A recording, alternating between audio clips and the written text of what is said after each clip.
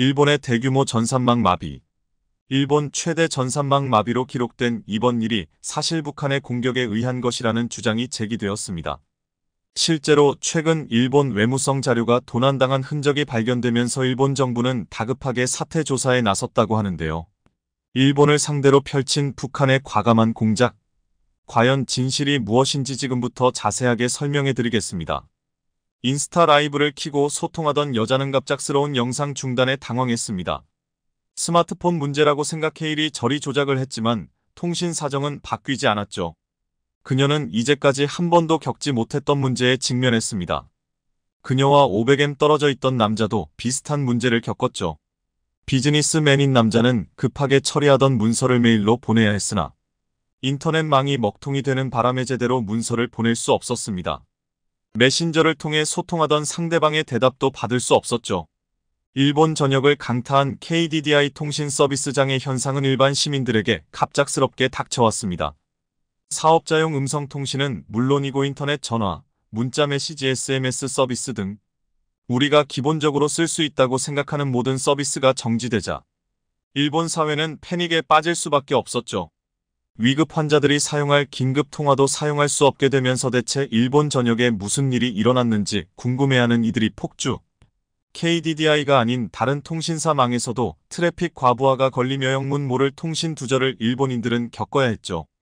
이 사태를 눈치챈 KDDI 직원들은 긴급 상황에 돌입 총 인력을 투입해 문제 해결에 나섰고 24시간이 지나서야 비로소 통신 장애를 해결할 수 있었습니다. 단 하루였지만 그 결과는 상상 이상이었죠. 정부도 이 사태의 피해자였습니다. 교도통신에 따르면 일본 기상청은 기온과 강수량을 다루는 지역 기상관측 시스템에서 데이터를 보낼 수 없게 되었고 1300개 관측점 가운데 480곳이 실시간 정보를 전달할 수 없게 되었습니다. 은행 역시 KDDI의 시스템을 이용하고 있었기에 전산망에 타격을 받아 현금 자동 입출금기 ATM는 물론이고 전산 작업에 문제가 생겨 금융 서비스를 이용하려는 많은 이들에게 불편을 주었습니다. 현금 자동 입출금기 ATM는 물론이고 전산 작업에 문제가 생겨 금융 서비스를 이용하려는 많은 이들에게 불편을 주었습니다.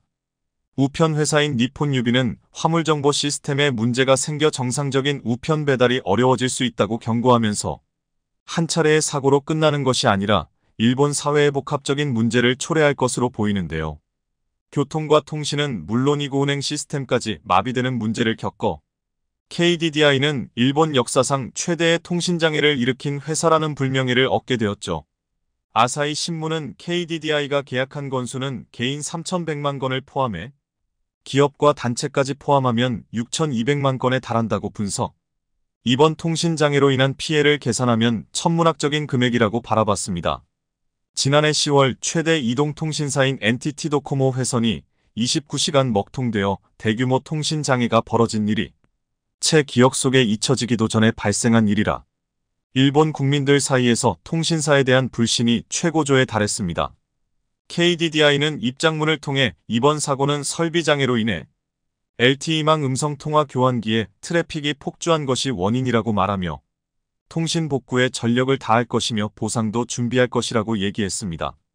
일본 최대 통신장애라고 할 수 있는 이번 사건의 규모가 워낙 방대한 탓에 일각에서는 단순 실수가 아니라는 주장이 나왔는데요. 누군가의 개입이 있었기 때문에 대규모 통신장애가 발생한 것이라는 주장이었습니다. 그리고 그 주장을 강력히 뒷받침하는 증거가 등장했는데요. 바로 미국 CSIS가 제공한 위성사진이 그 증거였습니다. 이들은 일본의 통신장애가 벌어진 것은 바로 북한 해킹 조직 때문이라고 분석. 해커 조직이 오랜 시간에 걸쳐 공들인 공작이 이번 사태의 핵심이라고 본 것입니다. 북한 해커 조직은 세계적으로 명성을 얻고 있는 조직으로 북한 정부의 지원을 받아 각종 해킹으로 자금을 모으는 조직입니다.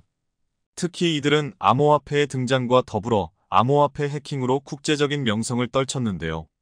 이들이 훔친 암호화폐를 현금화하면 상당한 양이라는 이야기도 있으며 실제로 북한 해커 조직이 훔친 금액 덕분에 북한에서 핵실험에 필요한 금액을 마련할 수 있었다는 의견도 있었죠.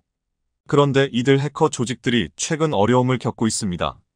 바로 암호화폐 가격이 무너지면서 공들여 암호화폐를 빼돌려도 제대로 된 값을 보상받지 못한다는 점이죠. 루나 사태로 암호화폐 전반이 불안해지자 이들은 최근 전통적인 방법을 선택했다고 하는데요. 바로 비밀을 탈취해 이를 볼모로 돈을 뜯어내는 방식이죠. 일본 외무성이 이 혼란한 틈을 타 피해를 입었다고 합니다. NHK 보도에 따르면 외무성 PC 한 곳에서 악성 바이러스가 발견되었다고 말하며 전산망 마비를 틈타 정보 탈취가 일어났을 가능성을 배제하기 어렵다고 하는데요. 정보 갈취의 주체가 드러나지 않았지만 북한 소행일 가능성이 높습니다. 전산망 마비는 어쩌면 일본 중요 정보를 훔치기 위한 사전 작업일 수 있죠. 미 CSIS는 함경남도 신포조선소에서 발견된 위성사진을 증거로 내밀며 북한 공작원이 이 모든 일을 꾸몄을 가능성을 제시했습니다. 공작원이 향한 곳은 일본이었고 우연으로 보기 힘든 움직임이라는 주장이었죠. 미 CSIS는 오랜 시간 북한이 공들인 계획이며 이를 위해 조직원들이 일본에 먼저 도착했을 것이라 주장했습니다. CSIS 산하 조직인 비욘드 패러렐은 침투용 모선 사진을 증거로 제시했죠. 비욘드 패러렐은 신포조선소에 정박해 있던 침투용 모선이 갑작스럽게 모습을 감추고 잠수함과 함께 어디론가 없어진 흔적을 위성사진을 통해 발견한 것입니다. 모선의 흔적과 방향을 봤을 때 최종 지점은 일본이었던 것으로 추정되는데요. CSIS는 전산망 마비 이후 북한 조직이 보안이 취약할 것으로 보이는 여러 일본 조직들 사이로 바이러스를 심어 정보를 빼낼 것으로 예측. 일본 보안 전문가들에게 사태의 심각성을 알려야 한다고 주장했습니다. CSIS는 이번 공격이 이뤄진 주요 이유로 일본 전산망이 취약한 구조이고 북한 조직이 잘 알고 있기에 시도되었다고 바라봤습니다. 과거 일본을 공격했던 경험이 있던 북한 해커 조직이 이번에도 쉽게 뚫을 수 있다고 바라봤기 때문에 가능한 일이라고 분석했죠. 실제로 2018년 북한은 일본의 암호화폐 거래소인 코인체크 COINCHCK를 공격해 암호화폐를 탈취한 일이 있었습니다. 코인체크를 불법으로 해킹하려는 사실이 발각되었으며 5억 달러에 해당하는 NEM 코인이 사라졌다는 사실을 공표했죠. 약 580억 엔에 해당하는 암호화폐로 범인이 누구인지 당시에는 밝혀지지 않았으나 시간이 지나고 난 뒤 북한 해커 그룹의 소행임이 밝혀져서 화제를 모았죠. 실제로 일본 전산망은 다른 선진국 보안 수준에 비해 뒤떨어져 취약성을 여러 번 지적받았음에도 불구하고 특유의 전통과 과거 습관에 집착하는 버릇 때문에 개선이 되지 않고 있는데요. 게다가 사건이 터질 경우 이를 감추려고 하는 일본의 특성까지 겹쳐 해커들이 활동하기에 최적인 장소라 할 수 있죠. 과거 미쓰비시 전기 전산망이 해커에 의해 뚫려 고객의 은행정보 8,635억 원이 도난당한 일이 있었는데요. 방위성과 환경성 등 주요 관료들의 정보까지 노출된 것으로 알려져 자칫 잘못하면 국가의 고급 정보가 그대로 외부로 넘어갈 수도 있었습니다. 그러나 미쓰비시는 이 사실을 숨기고 내부 봉합에만 급급했죠.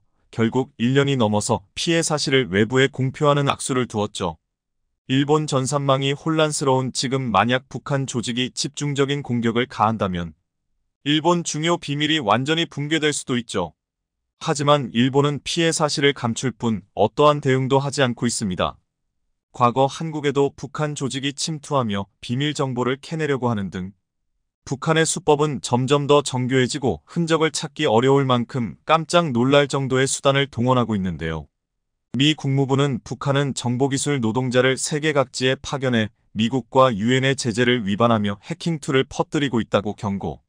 소프트웨어나 애플리케이션 분야에서 북한 국적 인물들을 특히 조심할 것을 경고했죠. 미국 사이버 보안업체 맨디언트 MANDIANT 역시 현재 북한이 주력으로 해커 조직을 운용하는 정찰총국 외에 국가보위성과 통일선전부도 조직을 운용하고 있음을 밝히며 현재 외부적으로 유명한 라자루스 레저러스 조직 외에 다른 조직들이 더 많다는 사실을 언급했죠. 여러 곳에서 북한 해킹 조직의 흔적을 발견하면서 이를 비난하자 북한에서는 오히려 미국과 일본 등 주요 국가들이 자국을 해킹하려고 한다며 되레 북한에 대한 공격을 멈출 것을 주문했죠. 이번 사건과 관련해서도 북한은 자신들과는 전혀 관련이 없으며 어디까지나 외부 세력일 뿐 북한에서 운용하는 조직은 알지도 못하고 그런 일을 하지도 않는다고 증언했습니다.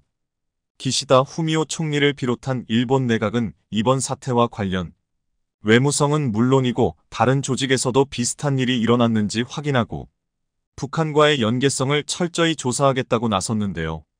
구멍이 뚫린 보안망으로 북한의 공격을 일본이 과연 막을 수 있을지 향후 일본의 대처를 기대해 보겠습니다.